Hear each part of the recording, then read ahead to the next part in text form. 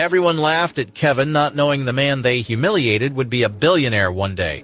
"Look who's here, Kevin Bennett, the coffee boy," Derek spat, his voice dripping with sarcasm that made every head in the room snap to attention. The dinner party was supposed to celebrate Kevin's wife Claire's promotion at Wright Enterprises, but it had turned into a roast. Kevin's roast, with Derek, who is her cousin-in-law, holding the spit. Kevin shifted uncomfortably in his chair, still wearing his work shirt from the coffee shop, the faint scent of burnt espresso clinging to him like a brand. He'd come straight from his shift, barely had time to catch his breath, but that didn't matter here.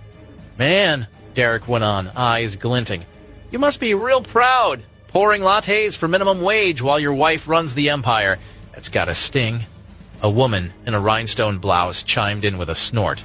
"Can't believe Claire picked a coffee boy over a CEO.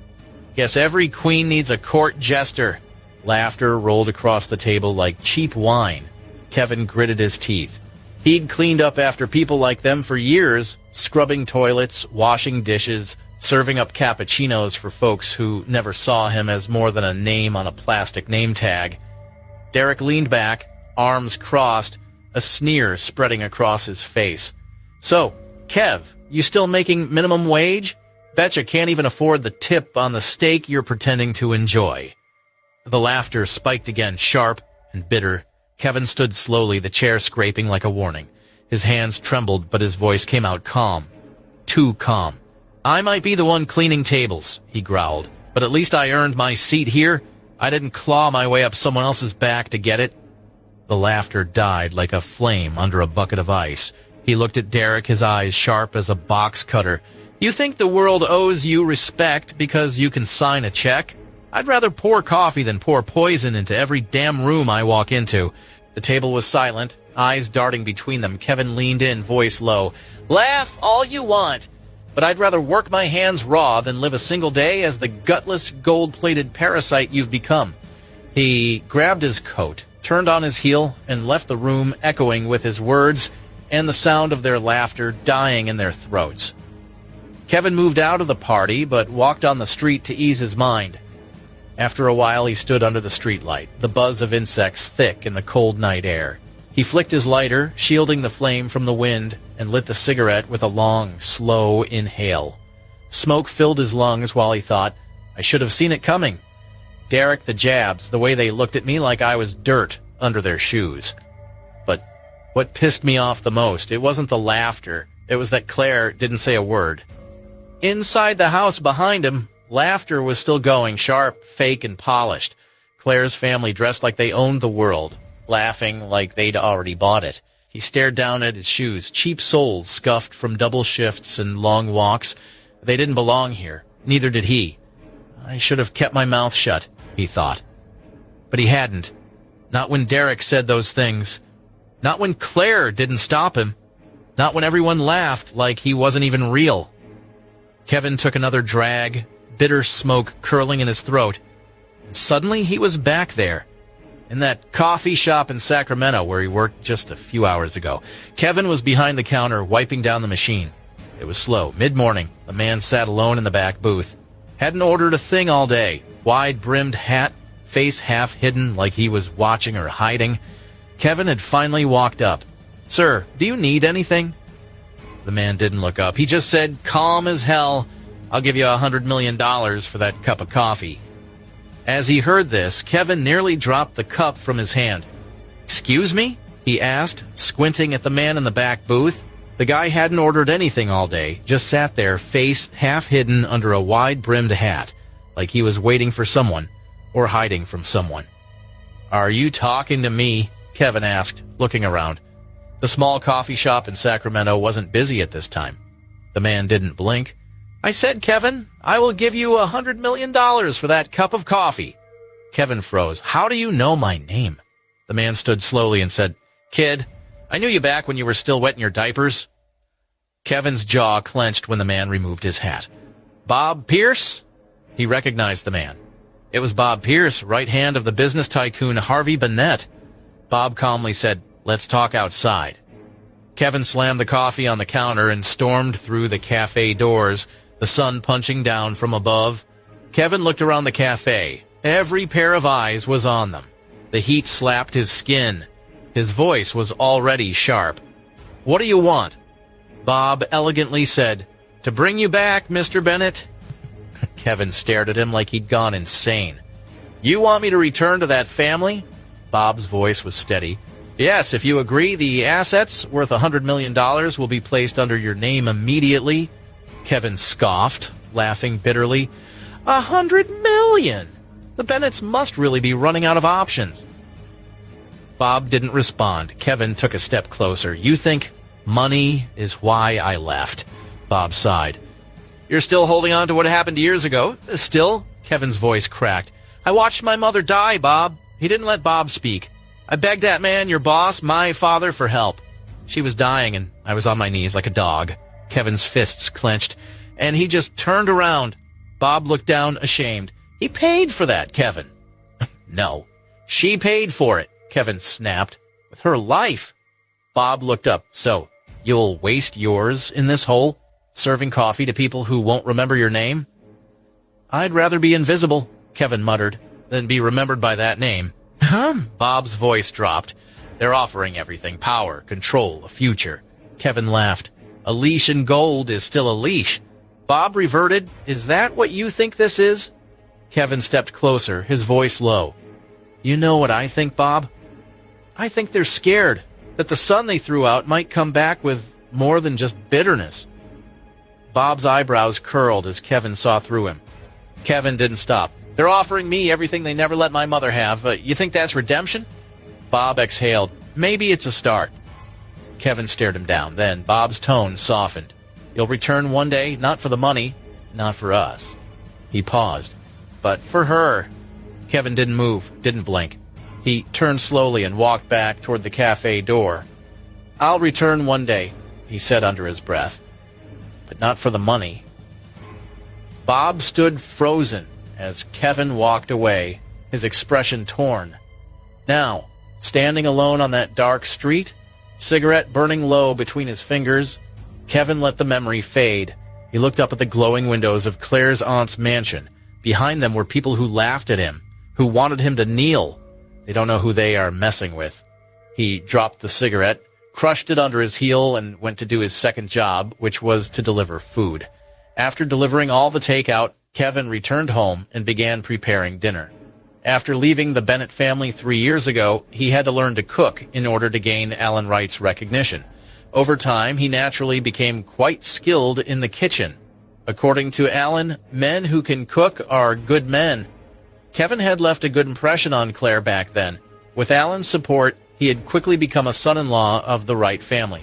But after the marriage, contradictions began to surface. As time passed and Alan's business declined, Kevin's value in the household plummeted. Since he lacked talent in business, he couldn't help Alan at all. So Kevin resorted to delivering takeout to make a living. As the business continued to spiral downward, Kevin's mother-in-law, Eileen, grew increasingly dissatisfied. She frequently scolded him, calling him useless and unworthy of Clare. From that point on, Kevin's life in the Wright family steadily declined. Clare, with her beauty and education, could have easily married into a wealthy family. Kevin, an illegitimate child with no money and no formal education, couldn't compare. The only thing he had to offer Clare was his sincere devotion. But in a society where the strong devour the weak, sincerity is worthless. After bringing the prepared dishes to the table, Kevin sensed something was wrong. Alan and Eileen were usually home by this hour. Why were they so late today? Just then his phone rang. "Kevin, Dad got into a car accident?" Claire's voice came through the line. Kevin's expression turned pale. "My father-in-law got into a car accident?" "Claire, don't worry. I'm heading to the hospital right now." He hung up and immediately sped off on his electric bike. When Kevin arrived, he found Claire sitting on a bench, crying silently. Eileen was pacing nervously in front of the emergency room. "What's going on?" Kevin asked as he rushed to Claire. Before she could respond, Eileen marched over and slapped him hard across the face. "You still dare to ask what's going on?" she screamed. "You useless brat! Where were you this afternoon? Why didn't you pick Alan up from work?" Kevin stood frozen. He usually picked Alan up. Alan had injured his leg years ago and couldn't drive, but after Thanksgiving, Kevin assumed Alan wouldn't be coming home and forgot to check. "I'm sorry, Mom." Kevin lowered his head. I should have been more careful. Shove that sorry up your ass, Eileen roared. Is your apology gonna fix anything? You've been married for 3 years and done absolutely nothing. Her voice rang through the hallway, drawing stares from others. But Kevin didn't care. Alan wasn't just his father-in-law, he was his savior. Who's the patient's family? A doctor called out. I am. Eileen and Claire both stepped forward. The patient is suffering from massive internal bleeding. His condition is critical and requires immediate surgery, the middle-aged doctor said. Eileen staggered at the news, nearly fainting. Claire turned pale as a sheet. The surgery will be expensive, the doctor continued, and the patient isn't covered by insurance. Doctor, please proceed. We'll pay whatever it costs, Kevin said quickly. Sign here, the doctor replied, handing over a consent form. Then go pay at the billing counter. Kevin signed, but when he glanced at the fee, his hands froze. $1 million. His heart sank. This amount was outrageous. He hoped it was a mistake, but at the payment office, the staff confirmed the cost, $1 million. Kevin was devastated. He only earned $1,200 as a delivery man. There was no way he could come up with that kind of money, and it was too late to transfer Alan to another hospital. Just then, a familiar voice rang out behind him. Young man? Kevin turned and saw Bob Pierce smiling. You're responsible? Kevin's fists clenched. Even an idiot could have figured it out by now. The accident, the insane surgery cost, it was all calculated. You were the one behind it? Bob smiled calmly. Kevin, what are you talking about? I don't understand. Before he could finish, Kevin punched him in the face, drawing blood from Bob's nose. Did you hurt my father-in-law to manipulate me? Kevin growled. Bob just smiled, wiping the blood from his face. You said it, not me. Kevin slammed his fist into the wall. He wanted to kill Bob, but Bob was the only one who could save Alan. Kevin had no choice but to jump into this trap. Bob knew Kevin's weakness, Alan Wright. If Alan died, Kevin and Claire's relationship would be over. Bob had gambled on Kevin's loyalty, and he was right. Even without Claire, Kevin wouldn't let Alan die. Alan had saved his life. Save him, Kevin said coldly. But if anything happens to him, I will destroy the Bennett family. Young man, Bob said with pride, you carry the noble blood of the Bennetts. You've made the right choice. Believe me, we can offer more than just billions. The power of the Bennett family is beyond imagination. Kevin clenched his jaw, hatred surging in his chest. He had backed down time and time again, but now, it was war. Between him and the Bennetts, it was either them or him. He wanted Harvey Bennett to pay dearly. The Bennett family forced me into this, Kevin whispered. Bob, unaware of Kevin's inner storm, pulled out a contract and handed it over. This is a gift from the master. Sign this and every Bennett business in Los Angeles County is yours. Kevin glanced at the pages: real estate, catering, communications, entertainment, and internet. Hundreds of billions in assets. The Bennett family was richer than nations. The pressure was immense, but he had no choice. The arrow was already drawn. Kevin signed. Congratulations, young master, Bob said, bowing. From now on, you're the richest man in Los Angeles County. Richest man in Los Angeles County? Kevin laughed coldly in his heart. For an ordinary person, becoming the richest man in an instant would cause them to go crazy with joy. However, Kevin did not think so. If he could, he would rather live the life of an ordinary commoner with Claire than become the richest person in the world. But the Bennett family did not plan to give him this chance. From the moment he accepted the family's business in California, he could die at any time. Watching Kevin leave, Bob took out his cell phone and dialed a number.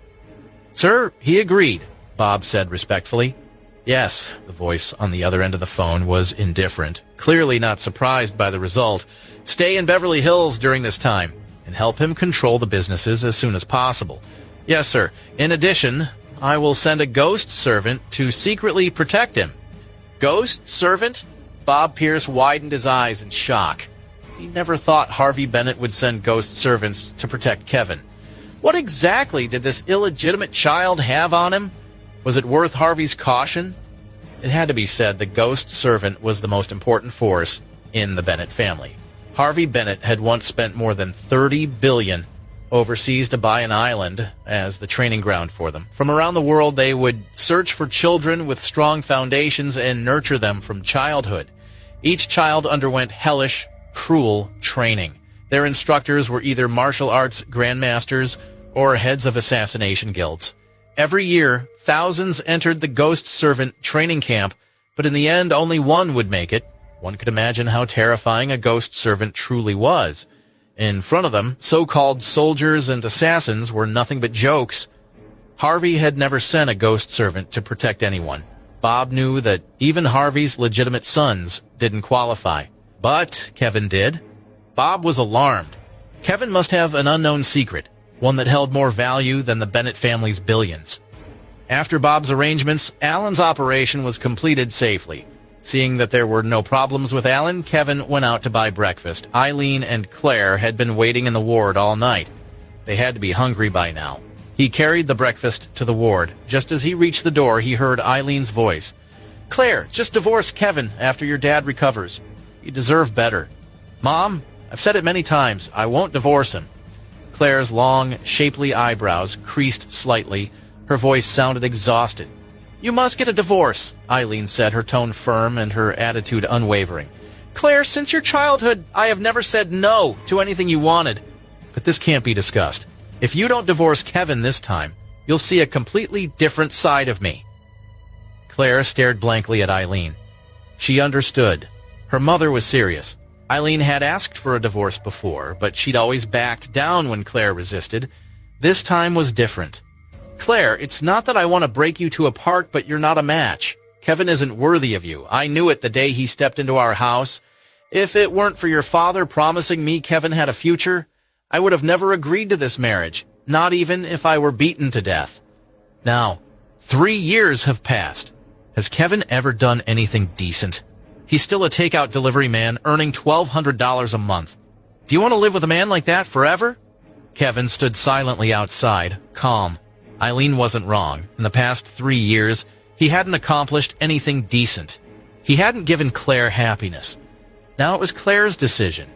Whatever she chose, he would accept. Even if it were a divorce, he would leave, unrestrained. Claire bit her lip.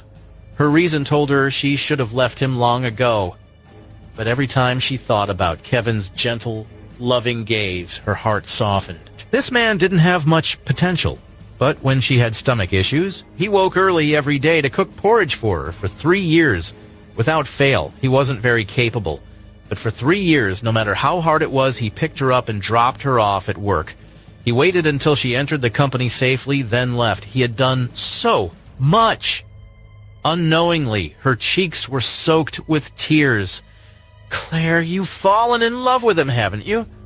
Eileen stared at her daughter in disbelief. Was this still her proud Claire? Claire didn't answer. She was sobbing. She didn't know what to do. Eileen's thoughts were in chaos. When Claire married Kevin, she had opposed it, but her husband overruled her. She had no choice but to accept it. Still, she believed Claire would eventually leave Kevin. After all, Claire was prouder and more arrogant than she had ever been. Eileen had assumed Claire would see through Kevin and leave within a couple of years. But now, Claire had fallen in love with him. "Claire, I know Kevin is good to you, but living together forever takes more than kindness. You can't just choose someone who's nice to you." Mom, don't say anything more. I believe in him." Eileen tried to continue, but Claire stopped her. She had made her choice. No matter how useless Kevin was, she would never leave. This was her life. "Oh, Claire, you'll regret it," muttered Eileen. Claire resolutely said, "I won't let you regret it. I believe in Kevin." Outside, Kevin clenched his fists. The 3 words he'd waited 3 years for, "I believe Kevin." "Claire, thank you." "Hush!" From that moment on, no matter what the world threw at her, Kevin swore he would never let Claire regret it. He turned and walked away, determined. From now on, he had a new task, to make Claire the happiest woman in the world. He would prove to Eileen that even a so-called failure like him could give his woman happiness. "Young master, do you have time now?" Kevin had barely left the hospital when Bob called. "What is it?" Kevin frowned. He had warned Bob not to disturb him unless it was urgent. "Sir, I noticed you don't have a place to stay in Sacramento. So last night I purchased a villa in Beverly Hills for you from Martin Henderson." If it's convenient, you can come by and take a look. You have every right to it. After his call with Harvey, Bob knew, illegitimate or not, Kevin was not a man he could afford to offend. Thus, he spent the entire night buying a villa in the best prime location as an apology to Kevin. Why is this even a point of discussion? Kevin thought, and subconsciously wanted to refuse. Even though he had acquired the wealth, he didn't want to make it too public, as he preferred to keep a low profile. He would rather be the son-in-law of the Wright family than the richest man in Beverly Hills. However, after hearing Beverly Hills, Kevin changed his mind. This was because Clare had once mentioned that she liked the environment of Beverly Hills a lot, as she had seen on television. When she earned more money in the future, she would buy a house in Beverly Hills and own a villa someday, right in the center of the glamorous world. At that time, Kevin naturally couldn't afford to buy a house in Beverly Hills. Not to mention buying, he couldn't even afford to rent one on his salary. Beverly Hills is home to many rich celebrities, especially those from Hollywood. The economy and tourism there are always booming. The locality is filled with filthy, expensive houses. And to own one, probably one of the biggest villas, is a matter of pride. It could be said that without the monetary backing of his family, Kevin wouldn't be able to afford a room in L.A. in his entire lifetime. Being thick with Harvey Bennett, he didn't even need to take the initiative to buy it. Bob had already placed the villa in front of him. Fine, I'll take it as a present for Clare. Kevin sighed in his heart. However, how to make Clare accept this gift was a problem. All right, I will come over. After thinking it through, Kevin agreed. Young master, I'll send a car to pick you up. No need, I'll go over myself. Kevin didn't want any other favors from Bob. Yes, young master. Bob didn't dare say anything else. Kevin decided to ride his electric bike toward Beverly Hills. The security in rich Beverly Hills was very tight. Even the average residential areas had many guards. Residents didn't have to worry about their safety in a place like this. When they reached the villa area, the security became even tighter. At the top of the hills, there were only 9 villas. In every villa lived a well-known figure of Beverly Hills, Mayor Lester Miller, and the wealthiest man in the city, Martin Henderson. This was the gathering place of the most powerful people in the city. One could imagine the price one would have to pay to buy a villa here. It was impossible to do it with money alone. One would also need power. Bob naturally had the strength to do so. As the chief advisor of one of the wealthiest families, Bob Pierce had to prove himself to Harvey and Kevin. The Bennett family was capable of dominating the entire county. Hey, Brad over there, stop right there. Kevin was stopped by a voice just as he reached the entrance of the villa. A group of security guards wearing black uniforms surrounded him. What do you want? A tall and bulky security guard who was in the lead stared at Kevin with unfriendly eyes. Looking for someone? Kevin answered honestly. Looking for someone? The black uniformed officer smiled awkwardly. Do you know where this is? Beverly Hills, Kevin said lightly. Idiot. If you know this place is called the Hills, and you still dare to come find someone. Does anyone here know you? Guard Ronan Jenkins sneered. Kevin's clothes didn't even add up to $100, and he was riding an electric scooter meant for takeout delivery. How could such a person be related to anyone in the villa complex? Kevin frowned. He had been too focused on keeping a low profile. He didn't expect to run into a security guard who looked down on people here. Seeing that Kevin was silent, Ronan became even more arrogant. He felt that he had seen through Kevin's true identity. Kid, tell me, who are you looking for? Mr. Lester Miller or our boss, Mr. Martin Henderson? You look a bit lost. Miller and Martin were the two most famous people in all of Beverly Hills. One was the mayor, the other a real estate tycoon. Many had come up the mountain claiming they knew them, but they had all been exposed and beaten by Ronan. I'm looking for Martin. I bought a mansion from him. I came to visit, Kevin sighed and said. He was willing to give Ronan another chance. If Ronan let him in, he could pretend nothing happened. After all, he'd be living here in the future. As Kevin expected, the response he got was outright mockery. Ronan laughed so hard he bent over, tears streaming down his face. Did you hear that? This idiot said he bought a villa from our boss. I'm gonna die from laughter. Is he stupid? Doesn't he know the villa's here? Even a square meter can't be bought, even if they sold him? If he can buy a villa here, I'll eat his electric scooter. The other guards laughed along. They'd seen many braggarts before, but never someone like Kevin, who would immediately claim he bought a Beverly Hills villa. This wasn't bragging. This was a damn delusion. Kevin shook his head. The reactions of the guards left him at a loss whether to laugh or cry. Why did no one believe him these days? All right, little brat. Since you're trying to make me laugh, I won't deal with you today. Go down the mountain. This is not a place where you can come. Ronan waved him off. Normally, he'd at least beat Kevin up for arrogance, but today Kevin brought him joy. Ronan felt merciful. At the same time, inside a luxurious villa, Bob Pierce paced back and forth in front of a window. Behind him stood a rough-looking man. His dark skin, facial scars, and mafia-style haircut gave off a Godfather vibe. This was Martin Henderson. "Mr. Bennett, when will young Master Bennett come over?" Martin was nervous. After hearing yesterday that the Bennett successor would arrive, he hadn't slept. He didn't know what kind of man this young master was, or whether he'd be easy to work with. Though people called Martin the wealthiest in the city, he knew the truth. He was only a big fish in the small pond of Beverly Hills. The real power lay with the Bennetts. The young master, Bob was getting worried, too. The call had ended over an hour ago. Logically, Kevin should have arrived by now. His phone rang. "Young master, I'm at the door." Kevin hung up right after. Bob's expression changed. "At the door! Why didn't you come in?" From his phone, Bob heard, "Hey, brat, I told you to leave. Are you deaf?"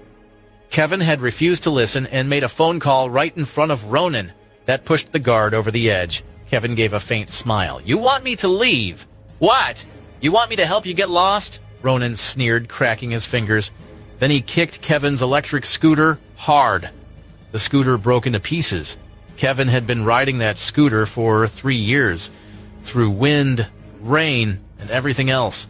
He had a relationship with that scooter. Now, it had been kicked to bits by a security guard. Kevin's face darkened. Ronan didn't care. He called over more guards and surrounded Kevin. "Brat, since you don't want to get lost, I'll help you get lost. Come here. Obediently extend your face and let me slap you twice. I'll let you go down the mountain." Ronan looked smug. He thought Kevin was a fish on a chopping board, helpless. Ronan stepped forward. The guards were ready to strike. Kevin glanced at his bike, his last shred of dignity.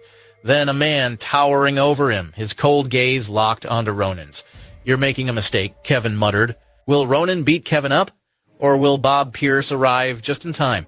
Or will Kevin reveal his true identity? What secret does Kevin hold that made Harvey hand over assets worth billions to him? What exactly is Harvey planning? And what lies ahead for Kevin?